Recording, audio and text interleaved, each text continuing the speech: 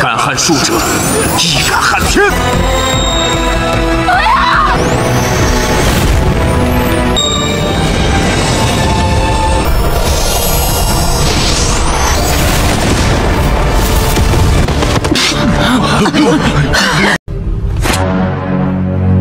Hai para Sudaners, apa kabarnya? Damang sadena dengan saya si Otong kembali lagi di channel Ningali Film. Pada episode kali ini kita akan melanjutkan alur cerita dari film Irama Cahaya untuk bagian yang keempat. Dan tidak usah berlama-lama lagi, mari kita mulai ceritanya.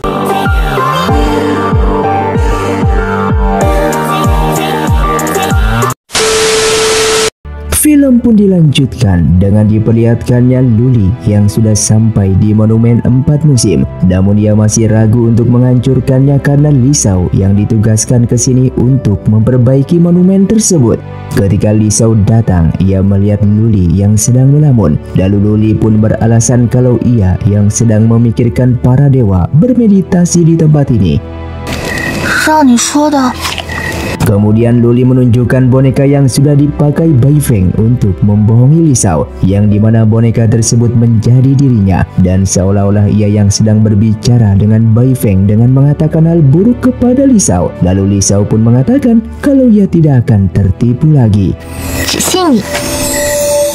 Sementara itu Guru Lu Sheng menemui Aohen dan ia menawarkan untuk menyerang kediaman dewa bersama-sama yang akan dilakukan esok hari, di mana monumen akan diperbaiki. Singkatnya, keesokan harinya Luli yang sedang tidur di tepi sungai, namun ketika terbangun ia tidak melihat Lisau di sampingnya, yang ternyata saat ini Lisau bersama dengan Dewa Wansu. Ia meminta agar Dewa Wansu menyembuhkan Luli dari mantra pemakan jiwa. Sebagai imbalan ia yang memperbaiki monumen.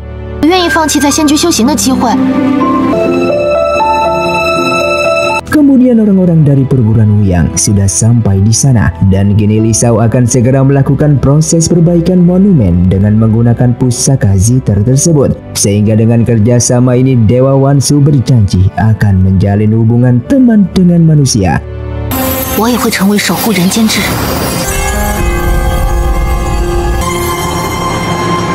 Namun Lisau merasa kalau Zither ini dikendalikan oleh seseorang, yang ternyata semua ini sudah berada dalam rencana Fujun yang mengirimkan kekuatan ke pusaka Zither yang sudah menggunakan nadinya itu, sehingga ia bisa mengendalikan Zither tersebut.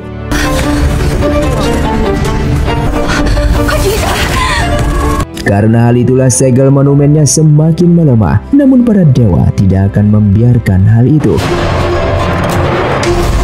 Bahkan esensi Lisau juga sudah terhisap oleh Zither tersebut.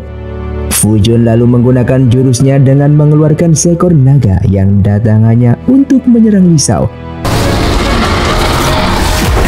Dengan mengetahui hal itu, Luli pun mencoba menyelamatkannya namun gagal, hingga datanglah serangan dari Aohen dan pasukannya.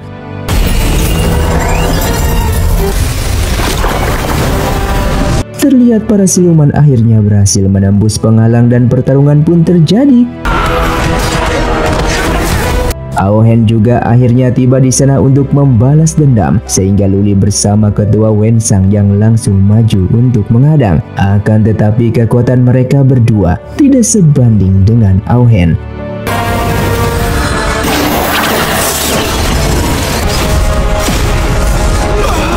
Dan karena luka itu membuat mantra pemakan jiwa menjadi kambuh, sehingga hanya ketua Wensanglah sendiri yang maju untuk melindungi Lisau. Melihat hal itu semua, Luli tidak bisa membiarkan Lisau dalam bahaya. Ia pun merasa dirinya kini sudah tidak berdaya lagi. Dan di saat itulah muncul Guru Lu Sheng ke sana untuk menghasut Luli, karena Luli akan mati jika terus seperti ini. Karena itulah ia membujuknya untuk menggunakan pedang bulan menghancurkan monumen tersebut dan segera menjadi dewa.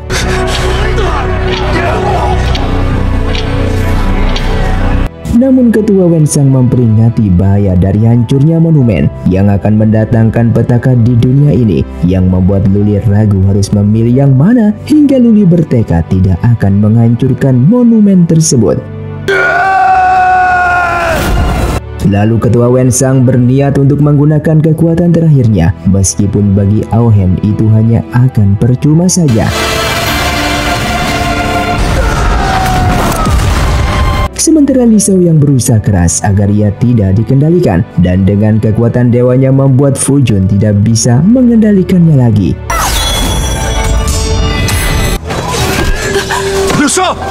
Dengan bersamaan, Luli juga sudah bisa menekan mantra pemakan jiwanya, namun ia malah melihat Li Shao yang jatuh terluka. Di kesempatan itu, Aohen berniat untuk mengambil kekuatan Li Shao, namun Luli maju menghentikan Aohen.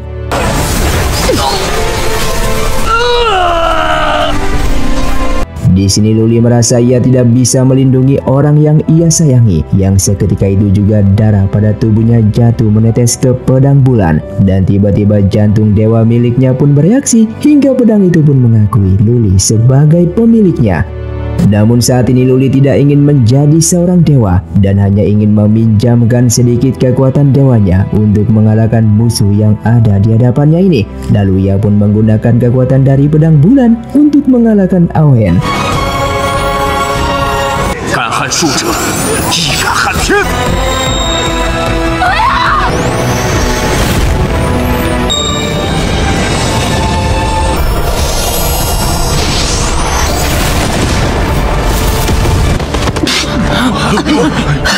Dengan kekalahan Aohen, para siluman pun pergi dari sana. Namun Luli juga mengalami luka yang sangat parah karena menggunakan pedang bulan tersebut. Terlihat Li Shao dan semua orang pun mencemaskannya, dan kini Luli merasa ia yang tidak bisa menepati janjinya untuk bersama Li Shao seumur hidup mereka. Di sini Luli berharap bisa bertemu dengan Li Shao kembali di kehidupan selanjutnya, dan sebelum akhirnya Luli pun mati, ia pun meninggalkan sebuah batu.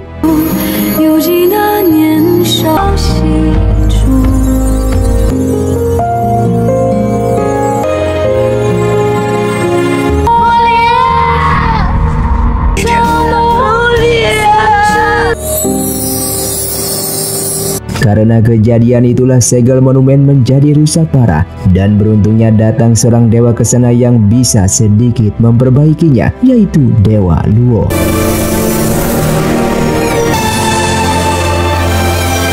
Kemunculan Dewa Luo pertanda ia yang sudah berhasil menguasai teknik terkuatnya, dan Dewa Wansu menjelaskan kalau semua ini terjadi karena Li Shao yang sudah dikendalikan oleh siluman. Oleh karena itu Dewa Luo pun memintanya agar menyelidiki identitas dari Li Shao, dan setelah itu Dewa Luo pun pergi bersama dengan pedang bulannya. Sementara itu terlihat Henna yang sedang memainkan serulingnya untuk kehormatan atas kematian sahabatnya, yaitu Luli. Kabar kembalinya Dewa Luo membuat Ningket terbangun, dan Dewa Wansu kemudian menemani Dewa Luo yang masih bermeditasi karena masih ada pikiran yang mengganggu. Semua itu Dewa Luo lakukan untuk menyempurnakan dirinya. Kemudian diadakannya pertemuan atas kejadian yang terjadi, dan Ling Qi menuduh semua ini karena atas perbuatan dari Li Shao, dan Li Shao pun harus menjelaskan dari awal tentang kejadian ini. Sampai akhirnya Dewa Luo pun memeriksa zither tersebut dan menemukan adanya nadi dari siluman tingkat tinggi yang kemungkinan nadi itu milik Henna.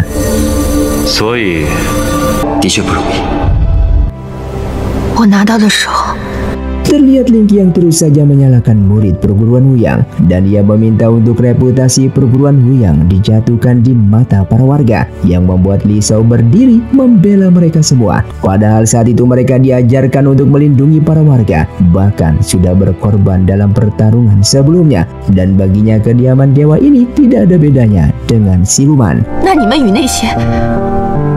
Dengan mendengar itu Ling Qi marah dan berniat untuk membunuh Li Shao. Namun Dewa Luo menghentikan Ling Qi melakukan hal tersebut dengan menggunakan pedang bulan yang saat ini sudah tunduk kepadanya. Di sini Ling Qi meminta agar Li Shao diberikan pelajaran. Namun Dewa Luo memberikan kesempatan dengan Li Shao masuk ke kolam tulang dan melewati ujian untuk mengetahui ketulusan hati yang Li Shao miliki.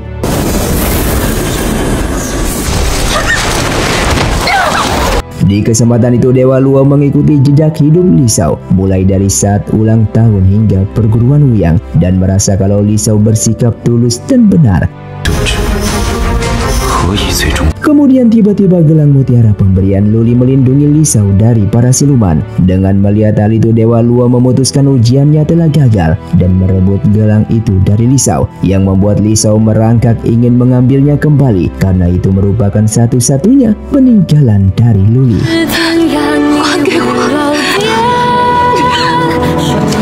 Dengan melihat gelang itu, Dewa Luo merasa mengetahuinya. Lalu tiba-tiba Li Shao berhasil keluar tepat di monumen 4 musim. Ia pun langsung merebut gelangnya dan tanpa sengaja darahnya pun jatuh ke monumen. Para dewa yang melihat itu heran kenapa Li Shao bisa keluar dari sana, dan tiba-tiba kerusakan pada monumen itu pun menghilang. Melihat hal itu, Dewa Luo berniat untuk memeriksa jati diri dari Li Shao, dan tanpa sengaja gelangnya terlempar yang mengenai topengnya, yang ternyata Dewa Luo ini memiliki wajah yang persis seperti Luli.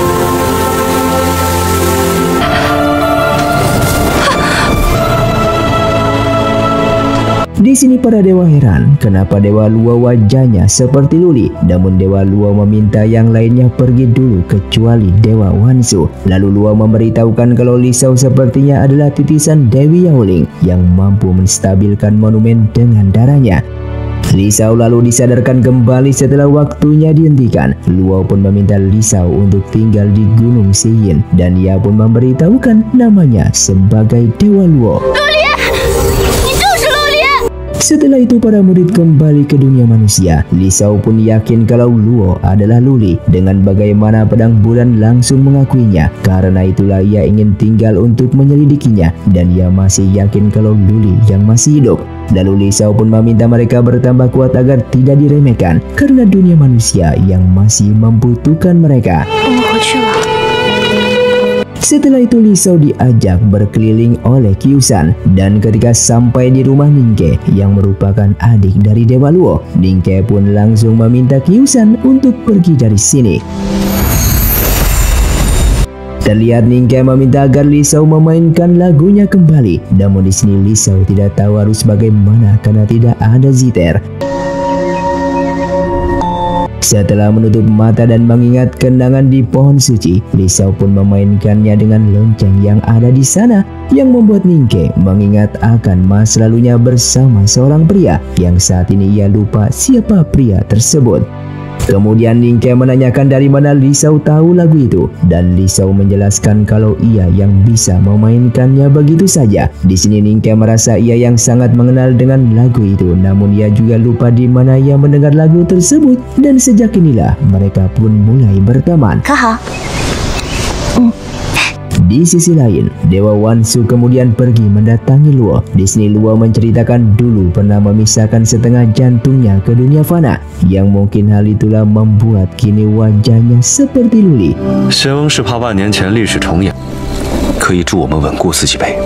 Wansu lalu meminta agar Luo tidak memikirkan itu dan menjauhi Li Shao karena tubuh Li Shao ada kekuatan Dewa Yaoling. Namun di sini tujuan Luo hanya membantu menstabilkan monumen tersebut.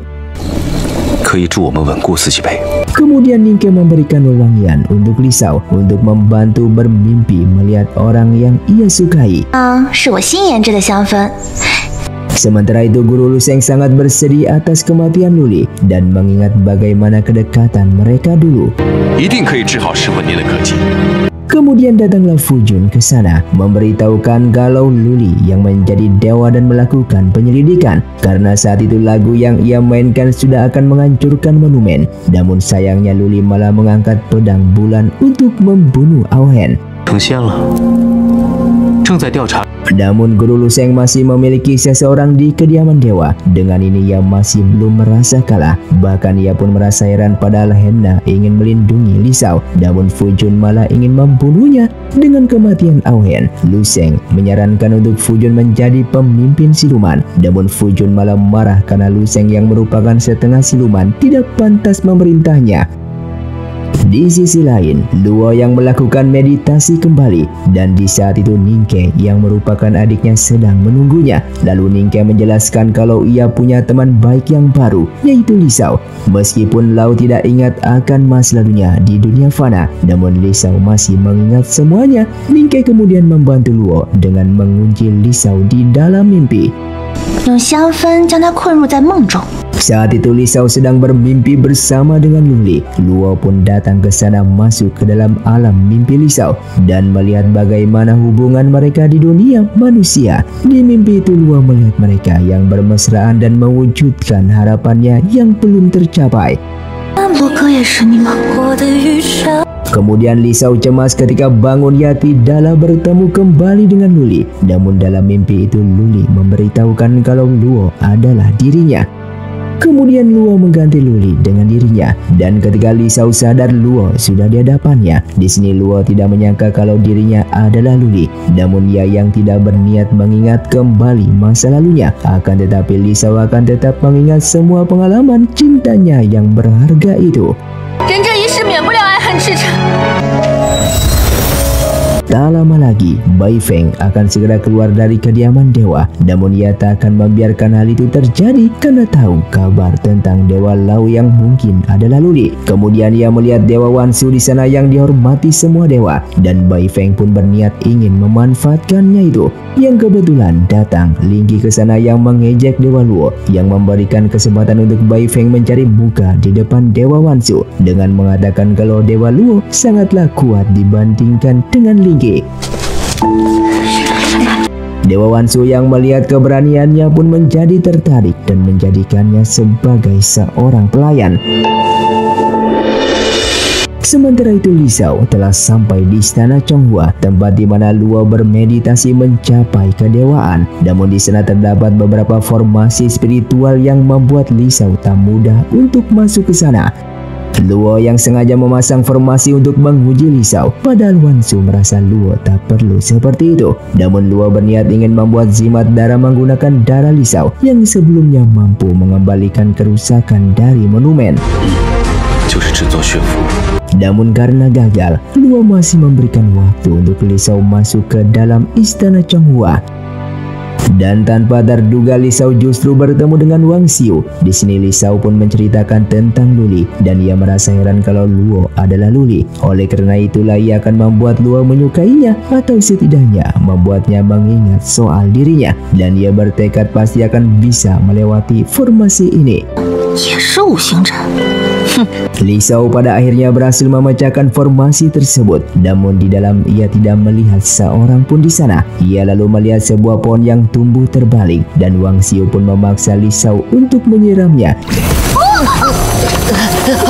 Namun ternyata di tengah-tengahnya ada Luo yang sedang bermeditasi. Di sini Luo pun menjelaskan kalau pohon itu tak membutuhkan air, dan ketika melihat Wang Xiu ia pun mengenalinya sebagai tukang kebun, dan ia berterima kasih kepadanya karena sudah merawat pohon di sana. Setelah itu mereka berdua pun saling mengobrol di sana, dan Luo yang penasaran kenapa darah Lisao bisa membuat monumen kembali seperti semula. Namun Lisao pun menjelaskan kalau ia yang baru tahu kalau darahnya sangatlah berguna. Lalu Luo pun menjelaskan kalau ia yang ingin membuat jimat darah, yang dimana jimat tersebut untuk monumen jika ada kerusakan lagi. Dengan mendengar hal itu Lisao pun memintanya untuk dirinya dibebaskan agar bisa keluar masuk ke istana Chonghua. Luo pun menyetujuinya, namun harus mengikuti 3 peraturan. Yang pertama, Lisao tidak boleh menyentuh pohon itu, kitab-kitab di sana, dan dirinya. Namun tak lama kemudian Lisao malah langsung melanggar aturannya, dan setelah itu Luo pun meminta agar Lisao mengantarkan kitab kepada Ningke. Kemudian terlihat cahaya seorang dewa yang sedang lewat. Ningke pun merasa itu penguasa istana Yuanjing yang terkenal selalu tak serius dalam bekerja. Di istana Yuanjing, terlihat pelayan di sana sudah bersiap-siap akan acara yang akan diadakan. Hingga datang Qiusan yang menanyakan keberadaan Yurong yang merupakan pemimpin dari istana Yuanjing ini. Lalu ia meminta pelayannya mengeluarkan mahkota dan bajunya Yurong, dan akan menyitanya jika Yurong tak datang ke acara penobatan Dewa Luo. Sementara Lisau dan Ningke terus menghafal kitabnya hingga pada akhirnya mereka pun selesai melakukannya. Ningke pun sangatlah berterima kasih dan mengajaknya untuk ke istana Litian melihat penobatan Dewa Luo. 几句好不好？那么陆离是上仙了。 Di istana Litian, para tamu pun sudah datang semua yang terus cemas karena Yurong yang tak kunjung datang. Lingki pun mengejek ketidakhadiran dari Yurong, padahal Yurong seharusnya memimpin acara. 商公主不在。 Sementara itu Yurong masih berada di Gunung Seiyin dan di saat itu Ningke bersama Lisau baru akan berangkat menuju istana Litian. Karena Ningke tertidur, Lisau pun terus berusaha mengendarai perahunya namun ia tak tahu bagaimana caranya. Hingga datang Yurong ke perahu mereka dan mengajarkan bagaimana cara untuk mengendarainya. 我有如此衣冠楚楚，自然不是什么坏人。在左边呢，在左。 Ketika Ningke terbangun, ia malah melihat Yurong di sana. Lalu Yurong pun langsung memamerkan pakaiannya, yang dimana ia sengaja mengarahkan perahu Lisau untuk membuatnya terlihat elegan, yang membuat Ningke kesal karena mengerjai temannya tersebut. 公乃先居三公之首，我又是公主。 Di sisi lain, Lingki berniat menggantikan Yurong memimpin acara. Namun datang Ningke menyampaikan pesan dari Yurong. Dan ketika kotak yang Ningke buka muncullah Lisau di sana yang membawakan surat untuk Lingki bacakan di sana. 居玉。 Namun setelah Lingki bacakan, Yurong justru datang ke sana. Ia sengaja melakukan ini agar terlihat elegan. Dan setelah itu Yurong pun memimpin acaranya tersebut. 三公之主商玉。 Ketika Luo datang ke sana, Lisau teringat ketika Luli menyamar sebagai Dewa Luo yang dulu.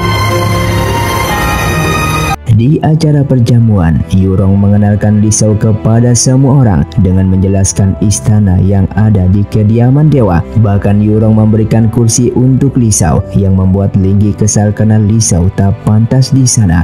Namun Yurong malah mengatakan Lisau pantas berada di sana jika Lisau bersedia untuk menjadi nyonya di istana Yuanjing. Bagi Yurong, Lisau bukanlah manusia biasa karena Lisau bisa melakukan apa yang para dewa di sana tak bisa lakukan. Kemudian Luo pun lalu mengumumkan kalau akan membuat jimat darah esok hari dan meminta semua orang untuk tidak datang karena mengganggu. 先居三公弟子。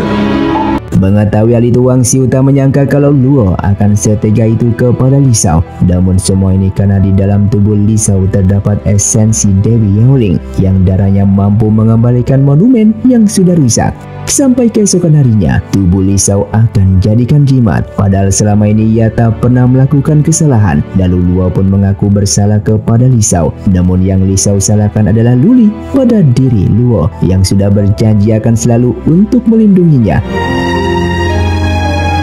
Namun bagi Luo itu hanya sebuah janji yang Luli buat dulu, bukan dirinya. Apalagi Luli yang saat ini sudah mati. Ketika Lisau menyebutkan nama Luli, Luo merasakan ada yang aneh dengan detak jantungnya sebelum akhirnya pergi meninggalkan Lisau sendiri. Dan sepertinya darah Lisau memang bisa memperbaiki monumen. Terlihat satu persatu jimat darah hancur untuk dikorbankan. Dan di sini Lisau sudah meyakini kalau Luli benar-benar sudah mati. Dan di saat itu datanglah mata-mata yang dimiliki oleh Fujun.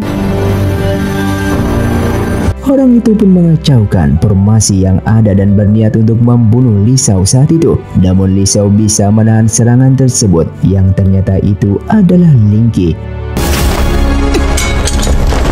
Karena ketahuan, Lingki beralasan kalau ia yang ingin membunuh Lisau agar Luo tidak jatuh cinta kepadanya. Namun Luo tahu kalau Lingki hanya beralasan saja, dan dengan teknik spiritualnya ia pun membawa Lingki ke aula Litian.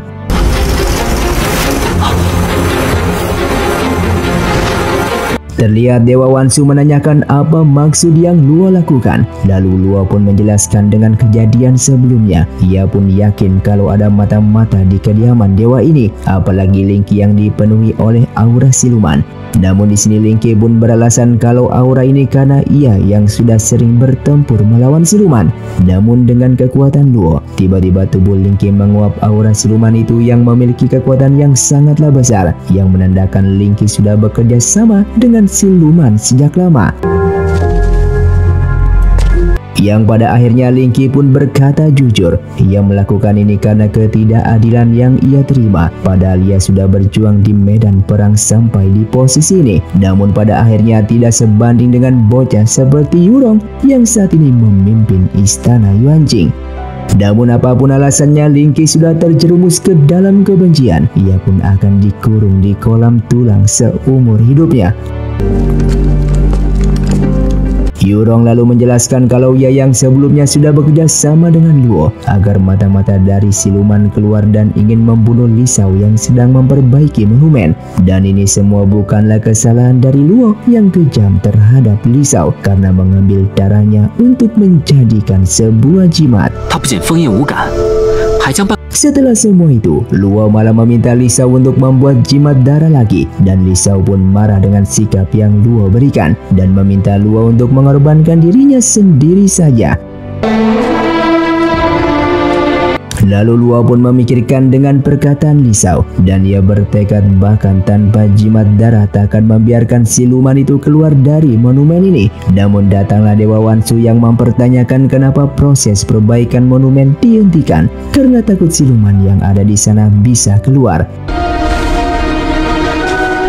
Dahulu kala di saat ketiga alam mengalami kekacauan, Dewa Yao Guang berniat mengunci aura pada dirinya. Namun tidak disangka aura jahat itu malah menguasai Yao Guang. Kemudian Dewi Yao Ling membelah jantung Dewa Yao Guang menjadi dua. Jantung yang jahat menjadi monumen 4 musim ini, sedangkan jantung yang bersih menjadi Dewa Luo.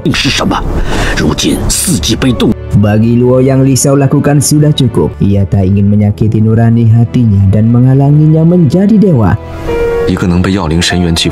Setelah itu Luo pun datang ke hadapan Li Shao dengan memberikan zither emas untuk membantu Li Shao melupakan masa lalunya. Dengan mendengar lagu Li Shao, Luo pun seolah pernah mendengar lagu itu dan menyadari kalau lagu itu bercerita tentang pohon suci. Yang pada akhirnya Luo pun mengetahui kalau Li Shao dibantu oleh klan air. Karena itu ia pun langsung datang ke sana.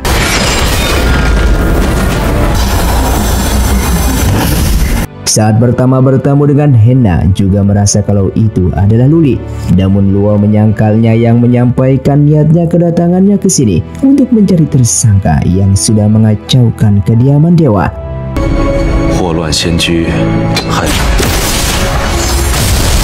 Yang kemudian Li Shao pun langsung turun ke klan air dan menghentikan pertarungan mereka. Di sini Li Shao pun menjelaskan kalau saat itu Henna bertujuan untuk menyelamatkannya. Ia yakin kalau Luli juga pasti akan percaya kepada Henna, yang membuat Luo pun memberikan kesempatan kepada Henna untuk mencari petunjuk siapa dalang di balik ini semua yang telah mengacaukan kediaman dewanya. Untuk itu Li Shao pun perlu menceritakan apa yang sudah terjadi di waktu di kediaman dewa. Mengetahui hal itu, Henna pun datang menghampiri Fujun. Ia yang tahu kalau masalah di kediaman dewa ulah dari Fujun yang sudah membuat banyak korban akibat perang itu. Bahkan dengan kematian Auhen yang merupakan ratu siluman darat, membuat klan air mereka tidak bisa ke permukaan. Namun bagi Fujun, selama itu demi kebebasan klan air, maka pengorbanan itu pantas dilakukan. Di sisi lain, Li Shao yang mengingat kenangannya tentang Luli bersama dengan pohon suci. Namun di saat itu juga Luo sebenarnya mengingatnya juga. Luo yang merasa kalau Li Shao sampai bersedih seperti itu tidak ada gunanya. Ia pun akan menghancurkan pohon suci ini agar Li Shao tidak terbebani lagi. Namun seketika Li Shao pun melemparinya di sana dengan mengatakan kalau pohon suci ini tidak bersalah. Yang tiba-tiba pohon suci itu pun menurunkan hujan pertanda sedang menangis. Li Shao pun mengerti akan perasaan pohon suci ini. Namun itu semua percuma karena mereka yang tidak akan kembali lagi. Di saat Li Shao akan terjatuh karena mabuknya, Luo pun datang ke sana. Lalu Li Shao pun menyampaikan rasa rindunya. Namun ia tak tahu kalau di depannya ini bukanlah Luli. Dan film pun bersambung. Terima kasih untuk kalian yang sudah menonton video ini sampai habis. Sampai jumpa di video selanjutnya. Saya pamit dari ningali film. Saya undur diri dan salam Sundaners.